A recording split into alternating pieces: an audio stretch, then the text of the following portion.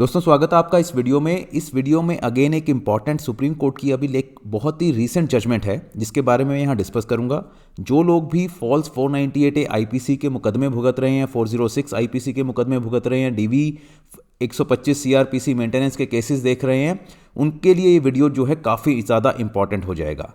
Supreme court ने साफ तौर पे बोला कि अगर कोई इस तरह का एलिगेशन लगाया जाता है कि जहाँ पर बोला जाए कि मेरी ज्वेलरी जो थी मेरे इन लॉज ने या फिर किसी भी पर्सन ने अपनी कस्टडी में रख ली, वो क्रूअल्टी की ग्राउंड नहीं बनती as far as section 498A IPC is concern.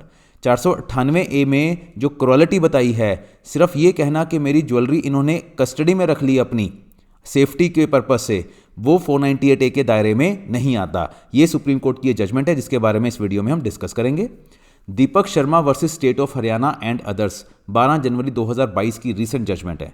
इसमें कुछ केस जो था वो एक अलग वहाँ पर प्रेयर थी।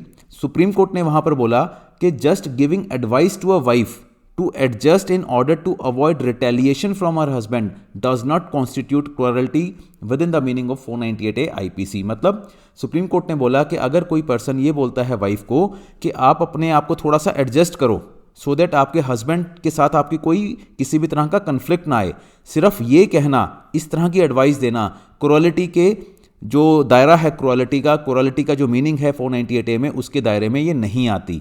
ये एडवाइस देना वाइफ को कि आप एडजस्ट करो अपने हस्बैंड के अकॉर्डिंग सो दैट कोई कन्फ्लिक्ट ना आए आप लोगों के बीच में, तो ये 498A की क्रूअल्टी की जो डेफिनेशन है उसमें ये लाए नहीं करती। पिटीशन जो थी सुप्रीम कोर्ट में, उसमें क्या बोला, एक आदमी था जिसने पिटीशन फाइल की सुप्रीम कोर्ट ने, वो कह रहा था कि मुझे यूएसए जाना है, मैं वहाँ पर जॉब करता हूँ 10 सालों से, और जस्ट बिकॉज मेरी भाभी ने, सिस्टर इन लॉ ने एक एफआईआर लॉन्च करवा दी मेरे भाई के अगेंस्ट, मेरे पेरेंट्स के अगेंस्ट, और मेरा भी उसमें नाम है, जस्ट इस एफआईआर की वजह से मुझे वहाँ पर जाने नहीं दिया जा रहा। तो ट्रायल कोर्ट ने भी बोला और बाद में हाई कोर्ट ने भी बोला कि आपको हम परमिशन नहीं दे सकते कि आप यूएस जाओ क्योंकि आपके अगेंस्ट जो है क्रिमिनल केस यहाँ पेंडिंग है। फैक्ट्स की अगर बात करें, जैसे मैंने बताया, कंप्लेनेंट ने एक केस फाइल कर दिया अगेन हर हस्बैंड और उसके पेरेंट्स और उसके ब्रदर के अगेंस्ट। अलज क्या किया कि उसको डाउरी के लिए हरास किया गया। स्पेसिफिक एलिगेशन जो थे ब्रदर इन लॉ के अगर अगेंस्ट देखें तो उसने बोला ही एंड हिज मदर, मीन्स जो देवर था उसने और उसकी माता जी ने had taken custody of her all gold, उसने अब जो इन लोगों ने उसके गोल्ड की कस्टडी जो थी अपने पास रखी थी। It was also alleged that when the complainant confronted the appellant about the bad habits of her husband, she allegedly found a weed pipe in his pocket. She was told to accept the culture. तो जब उस wife ने, उस complainant ने अपने पति की जेब में देखा कोई वीड पाइप था, तो वो उसको लगा कि ये तो काफ़ी गलत आदतों में इन्वॉल्व है। तो जो ब्रदर था उसने सिर्फ ये बोला कि my brother in law threaten me to remain quiet, otherwise Nitin is a very bad enemy. तो उसने, कंप्लेनेंट ने एलिगेशन लगाया कि मेरे देवर ने मुझे थ्रेट करते हुए बोला कि जो मेरा भाई है वो काफ़ी बुरा आदमी है, तो आप चुपचाप रहो और उसके कल्चर को एक्सेप्ट करो। सिर्फ इस बात पर भी 498A जो है कोर्ट ने बोला नहीं लग सकता, सिर्फ एडवाइस दी थी कि आप एडजस्ट करो। इसका मतलब ये नहीं है कि आपके ऊपर कोई क्रूअल्टी की गई जो कि 498A आईपीसी में आती है। तो कोर्ट ने ऑब्जर्व क्या किया, सुप्रीम कोर्ट ने बिल्कुल आउटसेट क्या बोला, the short question in this appeal is whether the appellant can be denied his fundamental right of personal liberty to travel abroad.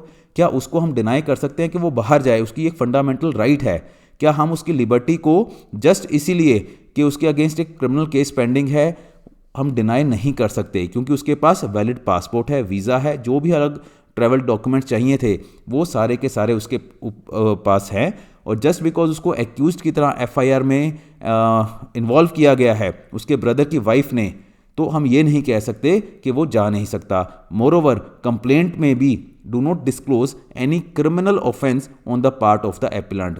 अगर हम कंप्लेंट भी देखें या एफआईआर भी देखें तो कहीं पर भी कोई क्रिमिनल ऑफेंस उसके अगेंस्ट नहीं बनता जो भी एलिगेशन उसके लास लगाए गए हैं। तो सुप्रीम कोर्ट ने साफ तौर पर यह बोला, एलिगेशन जो थे कंप्लेंट में एपिलेंट के against, prima facie do not disclose against the appellant any offence under 498A IPC which contemplates cruelty. तो कोई भी ऐसा एलिगेशन नहीं था जो हम बोलें 498A के दायरे में आता है, क्रूअल्टी के दायरे में आता है। that is willful conduct of such a nature as is likely to drive the woman to commit suicide or to cause grave injury or danger to the life, limb or health। ये बहुत ध्यान से देखना है क्योंकि बहुत सारे acts ऐसे होते हैं, बहुत सारे एलिगेशन होते हैं ऐसे जो मान लो अगर सही भी हैं तो भी ऐसे नहीं होते वो किसी भी लेडी को कि सुसाइड करने पे मजबूर करे या फिर उसको कोई बहुत ही ग्रेव इंजरी हो सके या grave injury to life, limb और हेल्थ हो सके।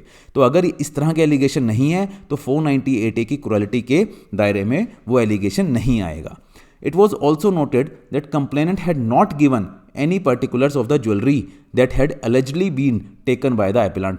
ना ही उसने ये बोला कि कौन कौन सी ज्वेलरी, कोई पर्टिकुलर्स कुछ नहीं दिया, जस्ट ये कहना कि मेरी ज्वेलरी जो है एपिलेंट के पास है या उस पर्सन के पास है, वो क्रूएल्टी की ग्राउंड में नहीं आ सकता। तो सुप्रीम कोर्ट ने क्या बोला, taking custody of jewellery for safety can not constitute cruelty with in the meaning of 498A IPC। तो इस तरह का ये इंटरप्रिटेशन नहीं हो सकता कि अगर ज्वेलरी की कस्टडी रख भी ली फॉर सेफ्टी पर्पसेस तो वो क्रूएल्टी नहीं है।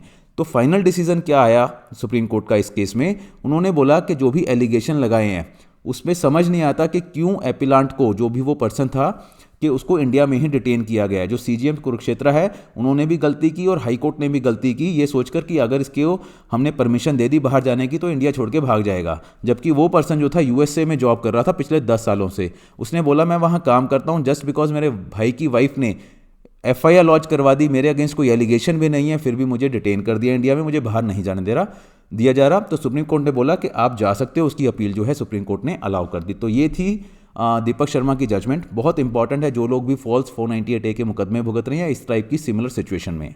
मेरा नाम अनुज गर्ग है। अगर आप मुझसे जुड़ना चाहें तो ये टेलीग्राम का लिंक है, इस पर आप क्लिक करके जुड़ सकते हैं। और ये व्हाट्सएप है, अगर आपकी कोई भी क्वेरी है तो आप व्हाट्सएप पे टेक्स्ट मैसेज ड्रॉप कर सकते हैं, मैं आपको वहाँ पर रिप्लाई करूँगा। Right, thank you and all the best.